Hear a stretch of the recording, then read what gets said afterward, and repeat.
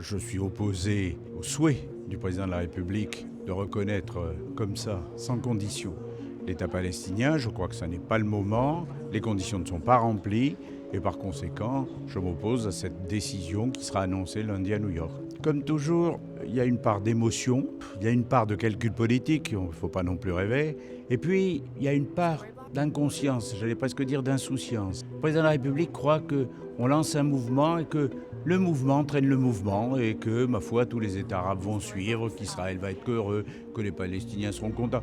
Comme si les réalités politiques, géopolitiques, démographiques, populaires, politiques au sens noble n'existaient pas. Moi, je n'y crois pas du tout. Je pense que les conditions qu'il avait lui-même posées pour reconnaître l'État palestinien auraient dû être satisfaites d'abord avant d'avancer. Le risque pour la France, il est, d'ailleurs pas que pour la France, pour toute l'Europe, il est d'avoir, des gens du Hamas, des Gazaouis, peut-être des Palestiniens de manière plus large qui viennent en Occident. Et je ne suis pas convaincu qu'ils viennent avec les meilleures intentions du monde. Parce que quand on a été formaté par le Hamas, qui dit mort à l'Occident, mort aux Juifs, mort aux chrétiens, il y a un problème.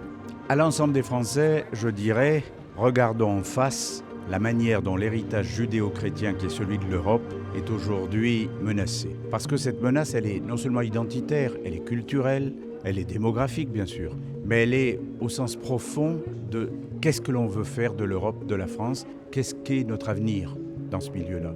Et à nos compatriotes français de confession juive, je veux seulement dire, ne baissez pas la tête, levez la tête, c'est vous qui êtes dans le vrai, parce que la nation française, c'est vous aussi.